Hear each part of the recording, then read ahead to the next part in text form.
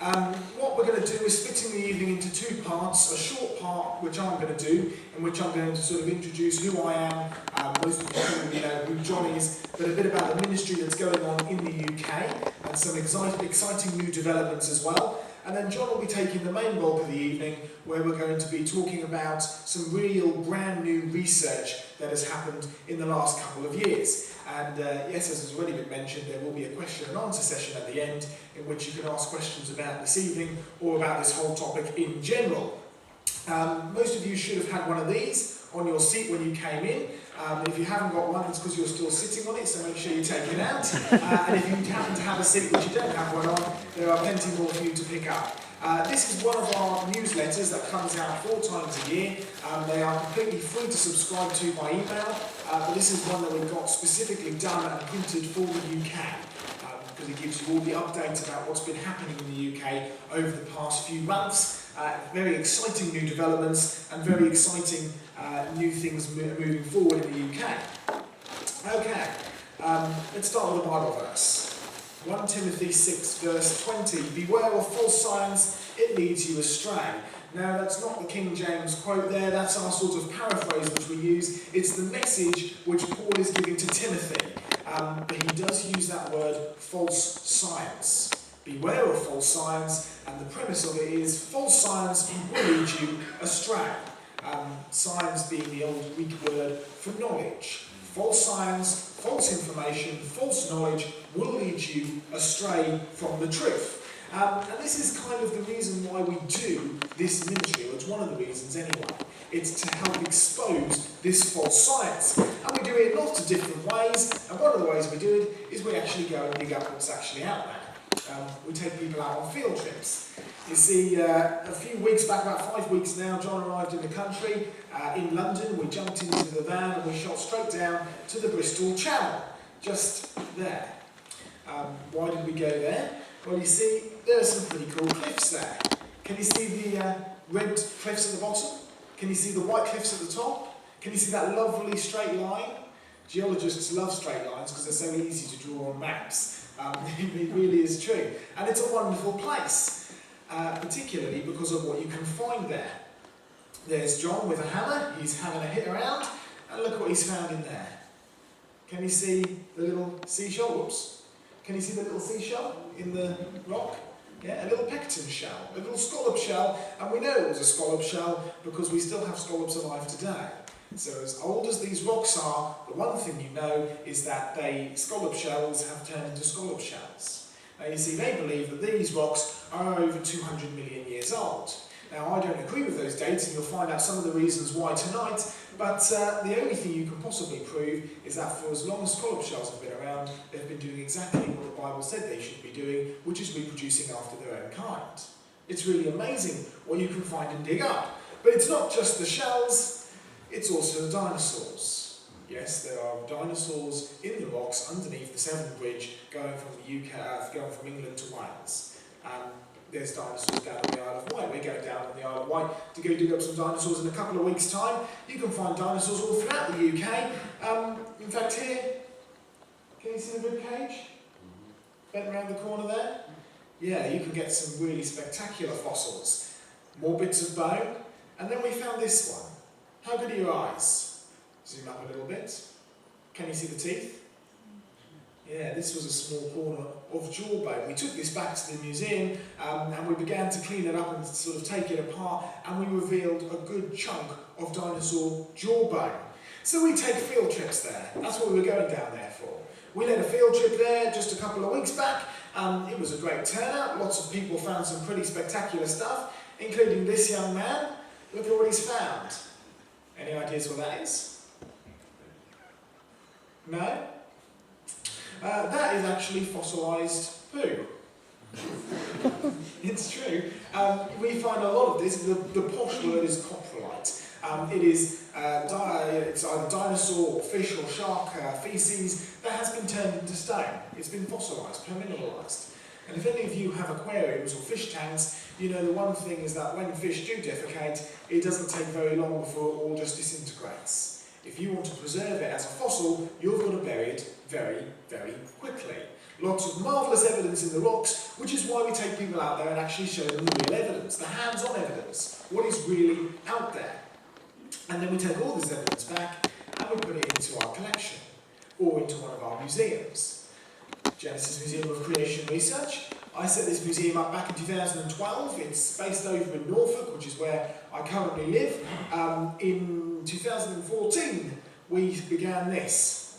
I merged with Creation Research. I started working with John, and we started the UK Creation Research Museums Project. You see, it's really important that all these evidences are actually put out on display so that people can come up and see it for themselves, actually be able to touch the rocks, be able to touch the fossils, be able to see the evidence for themselves, and so the museum continued to grow. And it got bigger and bigger and bigger. It now has over 3,000 fossils on display, as well as an archaeology exhibit, natural history exhibits, all sorts of marvellous things, and I worked as a zookeeper for nearly 6 years. And one of the great perks about working as a zookeeper is what you do is you turn up in the morning outside your zoo and you'll find that there's a cardboard box stuck outside there by a member of the public with an animal inside it, an unwanted pet. We had rabbits, we had guinea pigs, we had lizards, we had snakes, we had creepy crawly things. It was wonderful. And we'd take them in, we'd sort of home the ones that we could home in the zoo, the ones that we couldn't home in the zoo, we would try and rehome to somebody else, and the ones that we couldn't rehome somewhere else, the only last option was for me to take them home. At least that's what I told Mum anyway, but we won't go there. So I ended up with quite a few animals, which are now on display in our museum. They are there, they are living, they are in their enclosures, and again, people can come around and not just experience the dead things, the fossils, they can actually get up close and personal with the living things. Depending on how brave you are, you can stick with the cute and cuddly things, or if you're really brave, you can meet the snakes and the lizards and the giant tarantula. But it's all there, all marvellous evidence on display. And so we began this project for the museums when we're constantly looking to upgrade. Because you see, the current museum which we've got is in a pretty small room. It's stacked floor to ceiling, and that's about a third of our fossils that we actually have that could go on display. The rest of them are stacked up in boxes in storage. We need to get this out on display. Introducing Pastor Adrian from Haverfordwest down in South Wales, down near St David's in Pembrokeshire. Well, Pastor Adrian is a very keen supporter of ours, and John's been visiting him for many, many years, and for the last 10 to 15 years they've been saving up and building a brand new church building in Haverfordwest to sort of take over from their very run-down little place that they've got at the moment. And they're very happy to say that it's very nearly finished. We saw the building just a couple of weeks back. It's looking spectacular, it's looking very large. But you see, they have donated half of the top floor to us in order to be the new Creation Research Museum in the UK, over in Wales. So pray for that, get behind and support it. It's one of the brand new projects that we're going to be doing in the UK. We're looking for as many different places as we can to actually get this stuff on display and actually get it out there and get the evidence up and running. So do get behind us, support us in prayer, support us financially. You'll see all the information out the back there on all the different ways you can support us. But it's not just in the UK. You see, we have museums around the globe. Canada. There's John, as you can see. There's Martin. And Martin is a very valuable asset for creation research because he is spectacularly good at digging up fossils. But not just digging up fossils, actually preparing them. It can take a lot of work to prepare them and get them all ready for display. And he began to put his fossils on display, and it turned into this museum in Canada.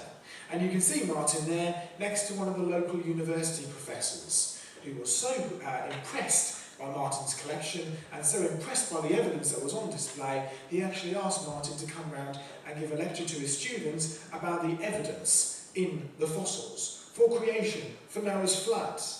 You see, this stuff is really important, and it can really, really help people understand that there is actually evidence out there. It's not just in the UK and America, it's also in Australia. In fact, we have two in Australia. Here's the first one, down in Tasmania, you know the little island off the south coast of Australia? I had the privilege of visiting this place and giving them a hand and seeing what it was all about. It's on the banks of the Qoumer River, which runs through the middle of Tasmania, and there it is, the Creation Research Discovery Centre. And there's Craig. You see, Craig runs in Tasmania, it's sort of what we would call a sea life centre over here.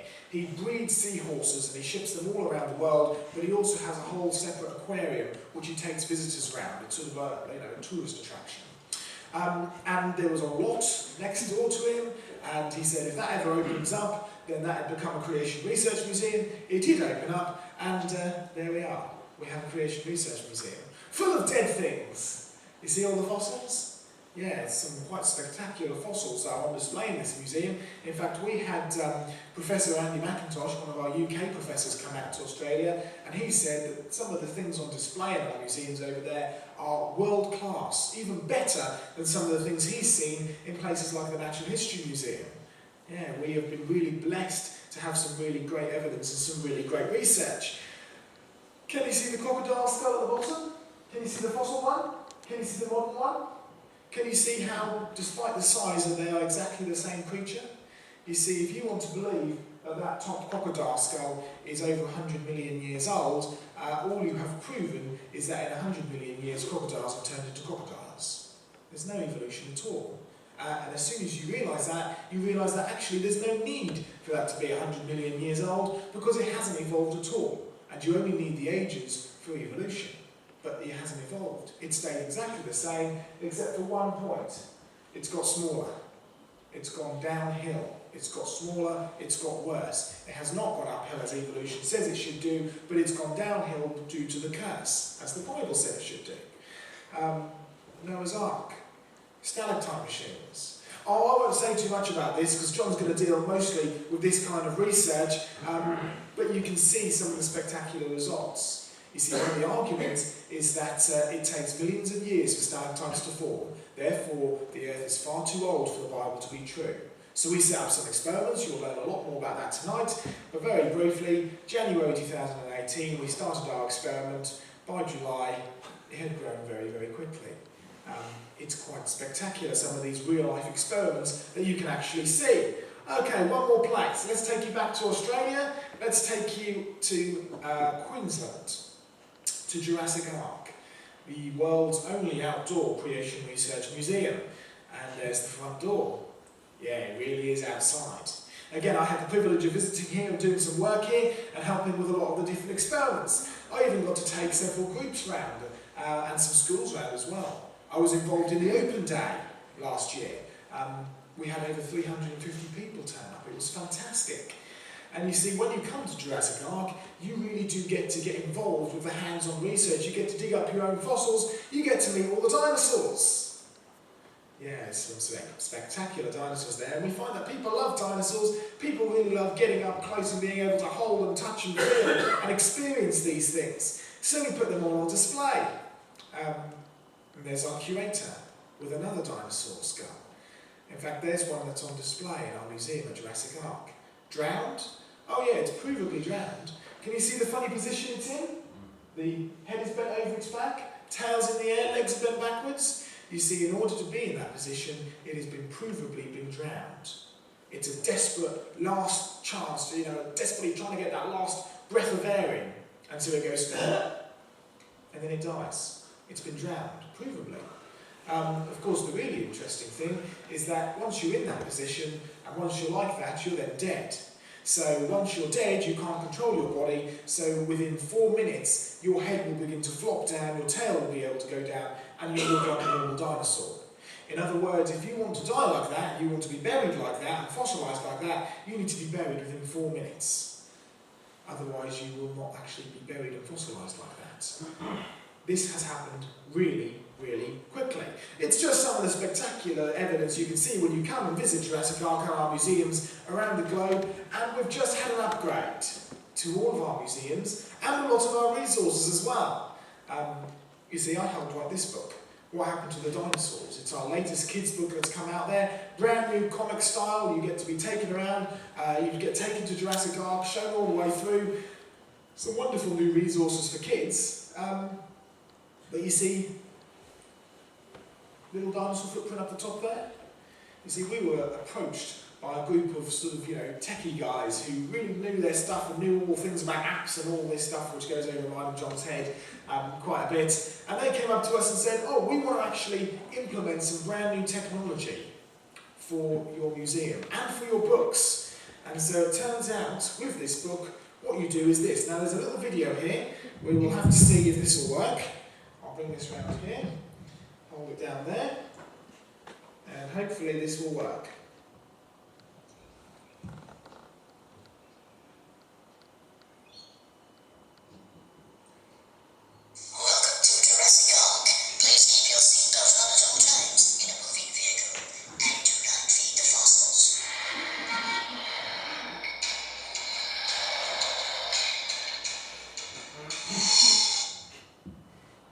And that is just one very short clip of a video that there's usually a video on every other page. There's website links, you'll see videos of me, videos of John, sort of diagrams of dinosaurs coming out of the book and all sorts of wonderful things. So it really does come alive. It makes it very interactive.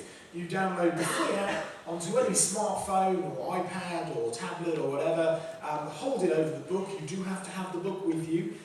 You can't just download it and watch it yourself. You have to have the book there, scan the book, and you're able to get this whole other world of interactiveness. But it doesn't just stop with the books. We've actually implemented this in our museums as well. This year, for the first time ever, we took people to Jurassic Ark. We showed them the great big murals that are all throughout the Jurassic Ark. You literally do walk down through the Bible with murals on either side. Then we took them into a large field and they saw a life-size Noah's Ark. Using virtual reality. You see, using your phone, you could see the whole size of the Ark. You could walk inside it, see all of the inside bits, see all of the layout and the design. It was really, really fantastic. And all provided for us for free so that we were able to present this. And we're going to be implementing this technology in the UK very, very soon.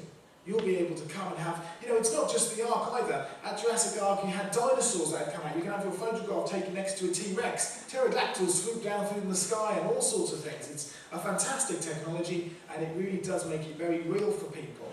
Now you see, the whole point of these museums, the whole point of our ministry is helping people understand this. Beware of false science, it will lead you astray. False science, false information, wrong knowledge will lead you astray. False science will lead you away from Christ. Flip that on reverse. Real science, true knowledge, will point you towards Christ. True knowledge, of course, being defined by Jesus Christ who said, I am the way, I am the truth, and I am the life. He is the truth, he is who defines truth, and all true knowledge, all true science will point you towards Jesus Christ. I encourage everybody here to get behind these projects. You'll find many different ways of supporting us, including with our UK Trust. You'll find all the forms out there.